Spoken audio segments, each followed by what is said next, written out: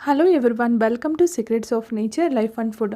ఇవాళ మనం ఎంతో టేస్టీ అయిన రేగి పళ్ళ పచ్చడి ఎలా తయారు చేయాలో చూద్దాం. ఇది ఊరగాయ పచ్చడిలా చేసుకుంటే చాలా రోజులు నిల్వ ఉంటుంది. కానీ సరైన కొలతలు అన్నీ పాటించి చేస్తే 1 ఇయర్ పైన కూడా ఉంటుంది. ఇది ఆరోగ్యానికి చాలా మంచిది, ఇంకా డైజెషన్ కూడా చాలా యూజ్ అవుతుంది. సో మన పూర్వకాలంలో మన అమ్మమ్మల కాలంలో అందరూ ఈ సీజన్ వచ్చినప్పుడు ఈ పచ్చడిని తయారు చేసుకునేవాళ్ళు. ముందుగా దీన్ని ఎలా తయారు చేయాలో చూద్దాం.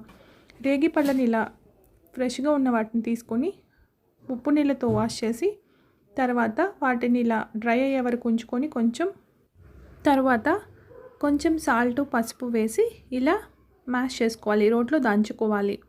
దానిని ప్లాస్టిక్ బాక్స్ కంటైనర్ లేదా గాజు బాటిల్లో కూడా ఉంచుకోవచ్చు.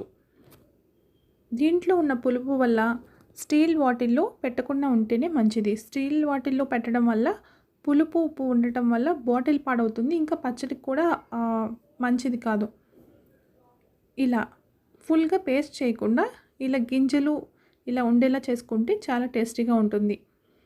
సీడ్స్ తీసేసి పేస్ట్గా చేయడం వల్ల అది ఏ పికిల్ అని మనకు కూడా డిఫరెంట్ తెలీదు. వేరే పికిల్స్కి టొమాటో చట్నీ ఇంకా జింజర్ చట్నీ లాంటివి చేసుకున్నట్టుగానే ఉంటుంది. కాబట్టి ఇలా హాఫ్ పీసెస్ ఉంచేలా చేసుకుంటే కొంచెం పచ్చడి తింటున్నప్పుడు ఆ రేగిపళ్ళ పచ్చడి ఫ్లేవర్ కానీ అది మనకి తెలుస్తుంది. ఇలా బాటిల్లో వేసుకున్న తర్వాత 3 to 4 days ఫర్మెంట్ అయ్యేలా ఉంచుకోవాలి. తర్వాత కడిగి పెట్టుకున్న పండు మిరపకాయలు కూడా మిక్సీలో వేసుకొని కొంచెం సాల్ట్, చింతపండు వేసుకొని మిక్స్ చేసుకోవాలి. ఇది కూడా సేమ్ ప్రాసెస్. మెత్తగా క్రీమ్లా చేయకూడదు. ఏ చట్నీ అయినా ఊరకాయలు కొంచెం ఇలా పలుకుగా ఉంటే ఆ టెక్స్చర్ చాలా టేస్టీగా ఉంటుంది.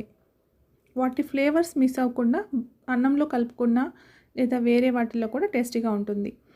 అంతే, ఇలా మిక్స్ జార్లో భద్రపరచుకోవాలి. నెక్స్ట్ షార్ట్లో పికిల్ ఎలా రెడీ అవుతుందో చూద్దాం. For more video please share, like and subscribe to my channel. Thank you so much.